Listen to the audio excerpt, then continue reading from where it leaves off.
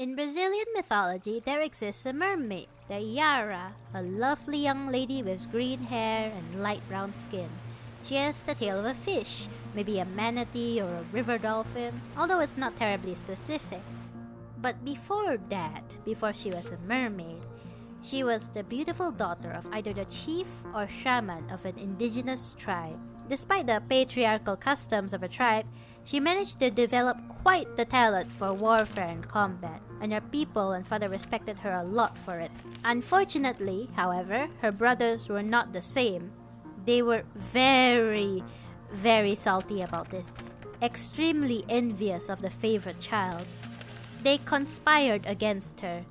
In the darkness of night, they went to ambush her, but Iara successfully defended herself, although she might have accidentally killed both of her brothers in the process. She ran into the forest. Her fathers ended up discovering the bodies, and then chased her and found her, with her people in tow. In the end, the people that used to love her so much did not listen to her when she said that it was her brothers who started it. They drowned her at the point where the dark waters of the Rio Negro and the pale waters of the Solimões River converge, the meeting of waters. Of course, she did not really die in the end.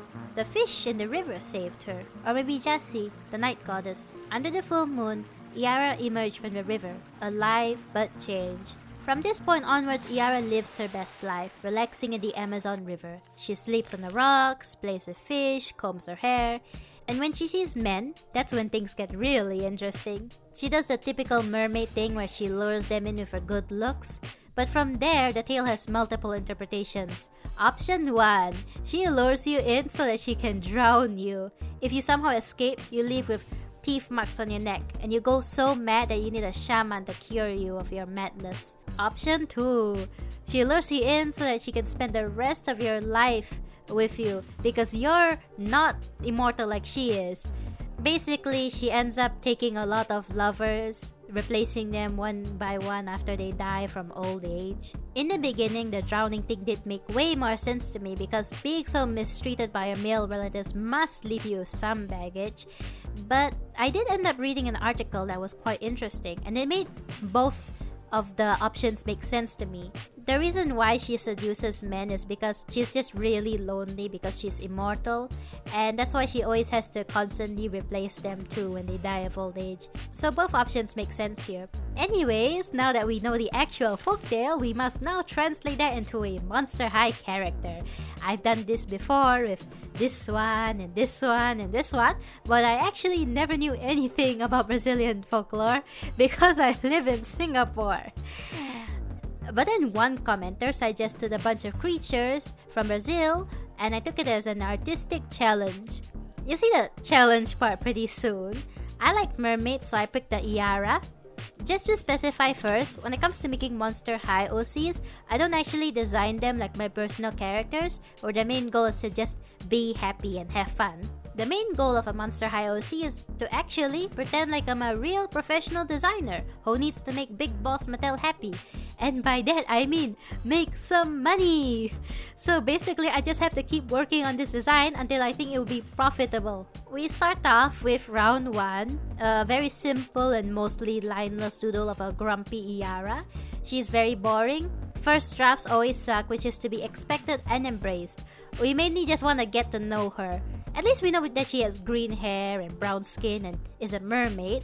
I initially wanted to make her fish half a dolphin, a freshwater dolphin, because I think they're cute. But my cousin, okay, not my literal cousin, I just call all my viewers cousins, who suggested this in the first place, also suggested a lot of other fish types for a fish half. The Amazon River is full of beautiful species like this thing, and this thing, and this thing, and they're all very interesting, so I decided to go with that instead. Round 2 is where we start trying to add some interest. If you're anything like me, you know that sometimes characters just come to you in a dream, and your designs come super easy, like a revelation from the heavens. But this girl is not giving me that, okay? She's here to fight me hard, bro. Oh my gosh. Basically, whenever I make a Monster High OC, I just take a theme and then mesh it up with some grunge or goth aesthetic and add lots of black and cross my fingers and hope it looks somewhat like a Monster High character. So basically, now we are going to design a grunge or goth swimmer with Guarani influence. Hopefully that goes well because I couldn't find many references of Guarani people's traditional clothing. Wish me luck. Oh no. Honestly, art-wise, there's not much to talk about, but I'm going to use this time to talk about the lore. You see, this Iara isn't actually the Iara from the tale I told you earlier. In true Monster High fashion, she is the daughter of the Iara. She is one of many daughters, actually. Somehow, the original Iara met a very regular and very decent man. They fell in love, got married, live in the bottom of the Amazon River together, you know, regular couple things. Magic or whatever makes sure that Mr. Iara doesn't just die from lack of oxygen and old age. And then they had a bunch of little fish daughters together. You know, just like Ponyo and her family. Okay, I take it back. Not that many children. I'm thinking like 10 children or something. Okay, no. Anyways, this Iara Jr. is tired of the river and her family. She's having that teenage angst phase. She doesn't want to be homeschooled in the art of war and fishing or whatever fish people learn. She wants to be free. She wants to be different from the other 9 Iara Juniors. She is... Okay, yeah, I'm so sorry. I never actually named her anything because I don't know how to make puns in Brazilian Portuguese or Guarani or Tupi. I just don't know what to name her, man. I'm so sorry. You just comment down any suggestions. Yeah. Okay, and we have finished with round 3. It's so boring. I'm just gonna skip over to the final design. Ha, just kidding. So this is Iara Jr.'s backstory. Basically, she's lived her whole life with the same family, friends, neighbors, until one day, the Monster High Gen B headmaster shows up, inviting her and her sisters to go to Monster High boarding school. They basically want to give rare species of monsters educational opportunities. Iara Jr. jumps at a chance to attend. She begs her parents to let her go because she wants to be free and distinct for once. Now she doesn't have to deal with the fact that she has 9 other sisters to compete with. And when she's at Monster High, oh yeah, she's gonna be so cool. She's gonna be so different. She's gonna be just like mom. Strong, admired, and that doesn't really end up happening because she's actually really awkward. You see, the way that Iara interacts is actually highly unnatural to some people. She comes off as rather stilted. That's because she is constantly planning and strategizing her social interactions, which is very tiring. I think to a certain extent, everybody plans their social interactions. It's just that Iara goes overboard because she wants to maintain a certain image that she's really cool and composed and can't be ruffled. Unfortunately, sometimes she just comes off as deeply uninterested in other people's affairs, which is definitely not the case. It just sends a lot of mixed signals, and sometimes people just don't know how to interact with her because they're not sure if she really cares or not. And we have finished our so-called final design of Iara Jr. Now, this outfit it could be good, but it's just not Iara Jr. We have to fix this. Sorry. Oh yeah.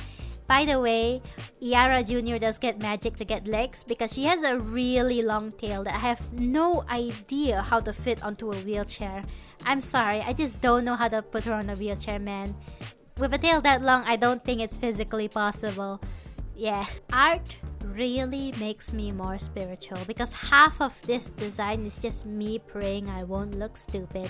We move on to round 6. I did some searching for references to improve her fashion, which went really well. I discovered this brand called Vic's Paula Hermani, and some of their clothes are so good looking, like this macrame set. So cool. I really like all the references, just look at them. But I don't want to directly copy it. To boost my morale and try something new, I drew Choo Choo the Jiangshi from another video I made, one of my favorite OCs. Choo has fibromyalgia, so I tried to draw her in an electric wheelchair, which I have never drawn before, which is very obvious. That wheelchair looks incredibly uncomfortable, and I would like to apologize sincerely for trying to fuse a Macintosh computer with an electric wheelchair for aesthetic purposes. I tried to cook and I burned the food. I apologize. I still do think that she has a really cute and fun design, so I still love you, Choo. I also drew a small little creature. Her name is Madeline, the Mudskipper Mermaid. She's just there. She's a cute background character that the other characters can hold in their arms because she's the length of a forearm. Still the same age as everyone else though. I think overall Iara Jr.'s design here is way better. Her traditional face paint looks great, the beads and the macrame top look good even though I think the shoulder strands are questionable. I could honestly just stop here, but she definitely needs a version with legs. Given that she is sporty and a swimmer and is an aquatic monster, I really do not want to make her look like Laguna Blue number 2 or Laguna Blue number 3. Because honestly, Gen 3 and Gen 1 Laguna Blue should just be considered completely different characters. Realistically, from a doll manufacturing perspective, I think that a net with this intricate macrame design would probably not be possible to put onto a doll, but it's really important to me specifically because I just think it helps differentiate Iara Jr. from the thousands of official and fan designs of Laguna Blue who also use fishnets, but maybe I'm just like inhaling a lot of copium, which is like one of my life skills. I got feedback from the cousins after I finished the iterations. To be honest, the feedback from the original iterations was less positive than I expected, so I decided to just stop for a while and took a really long break. I ended up playing a lot of Stardew and Minecraft and Pokemon ROM hacks, so that was fun. By the way, thank you Pluton for helping me make the color palette. In the end, I combined all my favorite parts of the iterations to make the final iteration, or 3. I think that in the end, I just don't like the simplicity of her and I regret that the most. After all this work, I realized that I am pretty sure this design would not in fact make mag cash in the doll market. Like, I don't think this would make a lot of profit, or I don't think it would sell very well. I wanted to cheer myself up, so I decided to draw Iara Jr. with my other Monster High OCs. Teresa Mangle, the Manananggal, and Nayeli Cabrera, the Chupacabra. If I make the actual art good enough, I can distract people from mediocre designs, I thought, and I actually think it worked. I think she actually looks good here. You know, she has a nice top. I think her design inspiration is very clear with the face paint and the earrings. She has practical shoes, she has sportswear that's still fashionable and doesn't really look like a Laguna Blue ripoff. Aside from that, in her free time, Iara likes to swim and do hand-to-hand combat. And unlike her mother and sisters, she doesn't have any romantic or murderous urges towards men. So, you know, I guess that's great for her. Whew, that was a really long design. And I think after all of this, I did learn a few things. I have some philosophical thoughts to share. I felt really stressed and got upset about this design a lot. And a huge part of it is just that I just felt really ashamed of spending so much time on just one design because it just kept going wrong. But then I realized that it's normal to care about things like this. Art is not and will never be my career. It won't put rice on my table, but I still love it a lot and it's a big part of who I am. And it's okay to spend lots of time on things that you care about, even if other people won't understand or like them at all.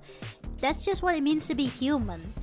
It's just that nowadays, especially when you post stuff online, you get this feeling of inferiority that you can't do things right or you can't do things fast enough and keep up with the algorithm because you keep seeing all these other people do the same thing you do but better and faster. But in the end, you are you and you are not a machine. You're a human who deserves to enjoy and learn from the process in its entirety from start to finish. Anyways, even if this was a real Monster High doll, the only concrete and objective way to find out if a design is successful is to see whether or not it appeals to the target demographic. That way you can really tell if it sells well or not. I can't exactly climb over the primary school gate. You know, I'm a bit too short. That's not happening anytime soon.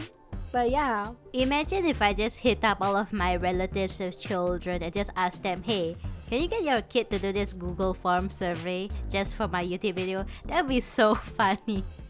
Yeah, but my relatives' kids are out of the age range. They're like, what, 8 years to 1 month old, which is definitely not 10 to 13 years old.